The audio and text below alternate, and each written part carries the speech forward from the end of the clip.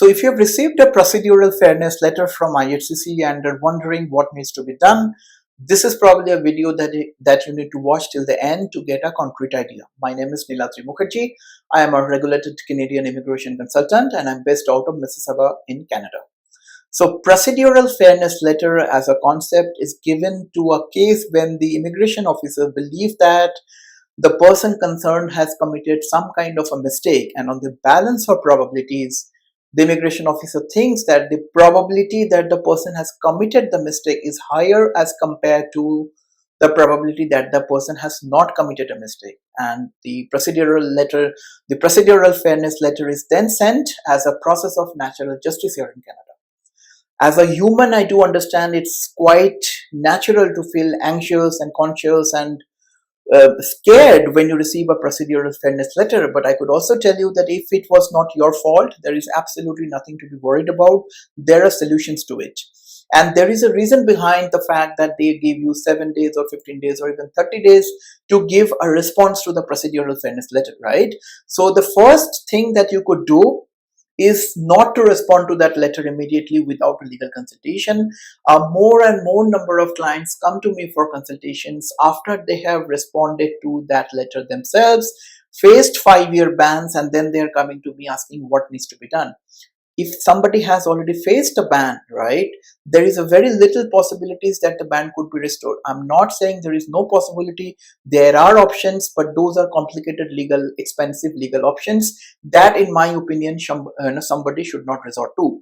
So if you have received a procedural fairness letter, my request would be just introspect and think who made this mistake.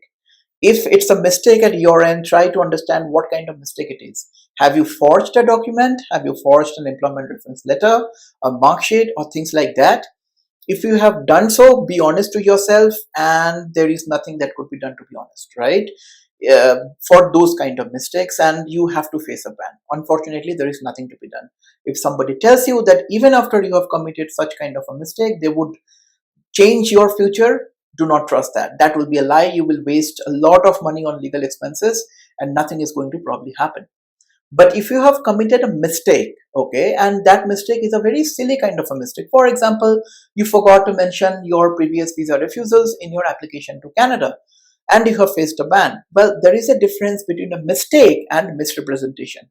Those kind of situations could still be turned into your favor provided we are able to cite relevant case laws, relevant documentation, relevant evidences, and write a legal response to that letter.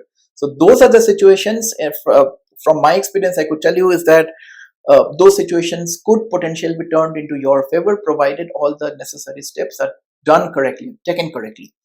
The third circumstance, which is also getting quite common these days, where the immigration officers are making the mistakes, okay, and this is not uncommon, I could tell you from my experience. If obviously immigration officer has made a mistake, even then my suggestion to you will be to not respond to that letter in a haste.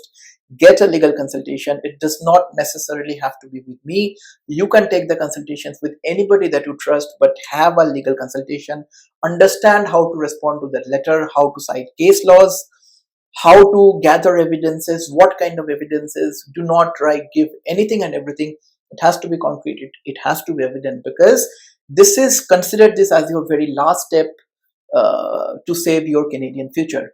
I personally considered myself, this is my strength to cite case laws, to cite relevant documentation, to cite strong evidences and respond to this kind of a legal letter. So if you need me to consult you on your situation, you can always book a legal consultation and we can discuss what needs to be done. But not to be scared. If that's not your fault, your future in Canada will be saved. I hope this helps. If you need my assistance, drop me a line, contact@nuvonation.ca, and I will see you in the next one, guys. Bye now. Have a good one.